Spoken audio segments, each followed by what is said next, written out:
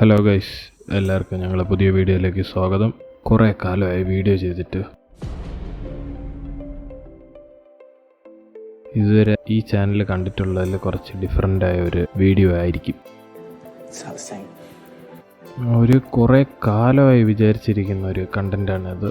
കുറേ കാലമായിട്ട് എനിക്കൊരു ഫോട്ടോ എടുക്കണമെന്നൊരു ആഗ്രഹമുണ്ട്. പുറത്ത് പോയി എടുക്കേണ്ട ഒരു ഫോട്ടോ ആയതുകൊണ്ട് എനിക്ക് എടുക്കാൻ മടിയായിരുന്നു. ഇല്ലാത്ത ധൈര്യത്തിനെ വരുത്തി കൂടെ കമ്പനിക്ക് എൻ്റെ അമ്മയൊക്കെ വിളിച്ചിട്ട് പോയിട്ടാണ് ഫോട്ടോ എടുത്തത്.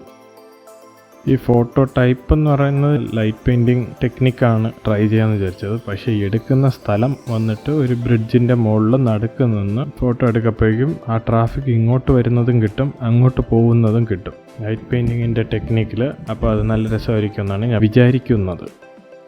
ലൈറ്റ് പെയിൻറ്റിങ് എങ്ങനെയാണെന്ന് പറഞ്ഞുതരാം. നമ്മളെ ഫോണ് അല്ലെങ്കിൽ ക്യാമറയിൽ ഷട്ടർ സ്പീഡ് കുറച്ച് ഏതാണ്ട് 1 സെക്കൻഡ് 2 സെക്കൻഡ് 3 സെക്കൻഡൊക്കെ തുറന്ന് ഷട്ടർ വെച്ചിരുന്നിട്ട് ക്ലിക്ക് ചെയ്യപ്പം വരുന്ന ഫോട്ടോ ആണ് ലൈറ്റ് പെയിൻറ്റിങ് എന്ന് പറയുന്നത്. അതായത് ഇപ്പോൾ ഫോട്ടോ ക്ലിക്ക് ചെയ്യുന്ന സമയത്ത് ഒരു സാധനം പിറകെയായിരുന്നു, അത് കഴിഞ്ഞ് ഫോട്ടോ ക്ലിക്ക് ചെയ്ത് കഴിയുമ്പോൾ ആ സാധനം കുറച്ച് ദൂരം ഫ്രണ്ടിലോട്ട് പോയി. ആ ഒരു മോഷന് വന്നിട്ട് അത് ഫോട്ടോയിൽ കാണിക്കും. അതാണ് ലൈറ്റ് പെയിൻറ്റിങ് എന്ന് പറയുന്നത്. അപ്പോൾ ഈ ബ്രിഡ്ജ് എന്നുള്ളതിന് ഞാൻ തപ്പി കണ്ടുപിടിച്ച സ്ഥലം ലൂലു വില്ലേജിൻ്റെ അടുത്തുള്ള ഹൈവേയിലുള്ള ഒരു ബ്രിഡ്ജ്. അവിടെ നിന്നാൽ എല്ലാം കിട്ടുമെന്നുള്ള പ്ലാനിൽ പോയി. അപ്പോൾ പിന്നെ ഞാൻ യൂസ് ചെയ്ത എക്യുപ്മെൻറ്റ് കാനൺ 650D എന്ന് പറഞ്ഞിട്ടുള്ള ഒരു പഴയ ക്യാമറ, പിന്നെ ഒരു ട്രൈപോഡ്, ഇത് രണ്ടും കൊണ്ടാണ് പോയത്.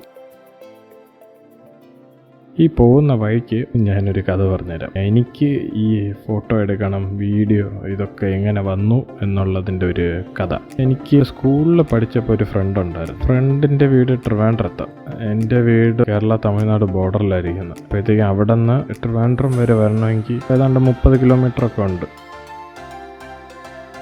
ആ സമയത്ത് ഞാൻ ഡിയോ ഒക്കെ എടുത്തിട്ട് ഇവിടെ ട്രിവാൻഡ്രം വരെ വന്ന് ഇവൻ പറഞ്ഞ അതൊരു സ്ഥലം. എനിക്ക് ആ സമയത്ത് ട്രിവാൻഡ്രം എങ്ങനെ ഇരിക്കുമെന്ന് പോലും അറിയത്തില്ല. അപ്പോൾ ഇവൻ പറഞ്ഞ സ്ഥലത്തിന് ഞാൻ തപ്പിപ്പിടിച്ചെടുത്ത് അവിടെ പോയി അവന് വേണ്ടി വെയിറ്റ് ചെയ്തു. ഏതാണ്ട് കുറേ നേരത്തെ പോസ്റ്റിന് ശേഷം ഇവൻ വന്നു. ഇവനും ഒരു ഡിയോയിലാണ് വന്നത്.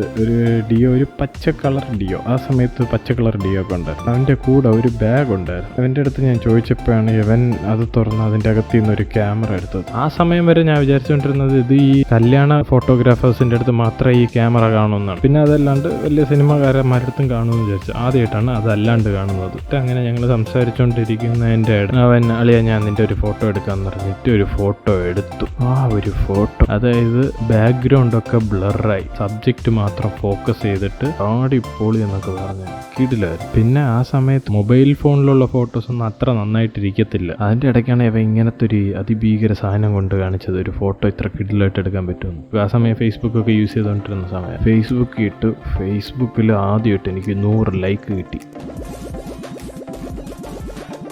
അതൊക്കെ വലിയ കാര്യങ്ങളായിട്ടാണ് എനിക്ക് അപ്പം തോന്നിയത്. പിന്നെ അന്ന് ആ കണ്ട ഒരു കാര്യം എനിക്ക് എൻ്റെ ഫ്രണ്ട്സിന് കാണിച്ചു കൊടുക്കണമെന്നുണ്ടായിരുന്നു. എൻ്റെ ഫ്രണ്ട്സിൻ്റെ ഫോട്ടോസ് എടുക്കണം, അതിൽ ആ ഒരു ഞാൻ അനുഭവിച്ച മാജിക് അവർക്കൊന്ന് കാണിച്ചു കൊടുക്കണമായിരുന്നു. അപ്പോൾ അതിന് വേണ്ടിയിട്ട് എനിക്ക് അവരെ ഫോട്ടോ എടുത്ത് അവരൊക്കെ കാണിച്ചു കൊടുക്കണം എന്നൊരു ആഗ്രഹം ഉണ്ടായിരുന്നു. അങ്ങനെ വീട്ടിൽ കിടന്ന് കാല് പിടിച്ച് കരഞ്ഞ് അങ്ങനെയാണ് എനിക്ക് ആദ്യമായിട്ട് ക്യാമറ അവർ വാങ്ങിച്ചത്. കാനൺ 650D, അതും അതിൻ്റെ കൂടെ ഒരു prime lens. Prime lens 50mm, അടിപൊളി. പക്ഷെ ഇപ്പം നോക്കപ്പോഴേക്കും നേരത്തെ ഒരു ഓട്ടോ ഫോക്കസ് പോലും ഇല്ല. ഒരു അഡ്ജസ്റ്റ്മെൻറ്റിൽ എങ്ങനെയൊക്കെയോ പോകുന്നുണ്ട് ഈ സാധനം. പക്ഷെ ഒരു ഫോട്ടോ എടുക്കാൻ ഇപ്പോഴും ഓക്കെ ആയിട്ടാണ് എനിക്ക് തോന്നുന്നത്. അങ്ങനെ വലിയ മോശമായിട്ട് എനിക്ക് തോന്നിയിട്ടില്ല.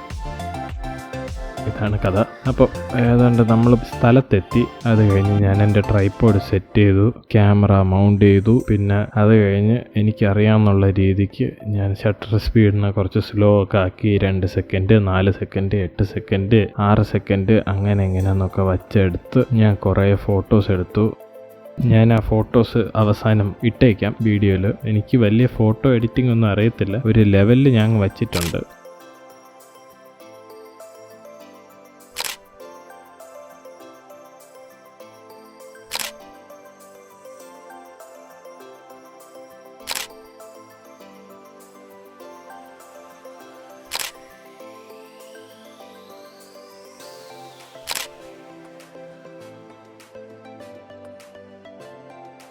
അങ്ങനെ കുറേ നാൾ ആഗ്രഹിച്ച ഒരു കാര്യം ഈ ദിവസം നടന്നു. അപ്പോൾ മൊബൈൽ ഫോൺ വെച്ച് ഇതുപോലത്തെ ഫോട്ടോ ഒക്കെ എടുക്കാം. മൊബൈലിൽ ഇപ്പോൾ അതിനെക്കാട്ടിലും നന്നായിട്ട് കിട്ടും. ഞാൻ ക്യാമറ ഉള്ളതുകൊണ്ട് അതിനെ യൂസ് ചെയ്യാണ്ടിരിക്കണ്ടല്ലോ എന്ന് വിചാരിച്ചിട്ട് ഞാൻ ക്യാമറ എടുത്തതന്നേ ഉള്ളൂ. മൊബൈലിൽ ചെയ്ത് നിങ്ങൾക്ക് അടിപൊളി ഫോട്ടോസൊക്കെ എടുത്തിട്ട് നിങ്ങൾക്ക് ഇൻസ്റ്റാഗ്രാമിലൊക്കെ ഷെയർ ചെയ്യാം. ഒരു ഹാഷ്ടാഗ് ഒക്കെ കൊടുക്കാം. #ഫോട്ടോഗ്രാഫി ചത്തിട്ടില്ല. അപ്പോൾ ഓക്കെ.